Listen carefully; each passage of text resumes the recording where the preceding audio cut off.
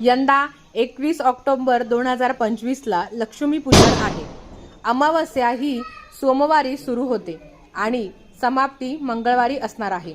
मंगळवारी जरी 5:55 अमावस्या असली तरी सुद्धा हिंदू धर्मामध्ये उदयतिथी धरली जाते, म्हणून आपल्याला लक्ष्मीपूजन हे 21 तारखेलाच करायचं आहे।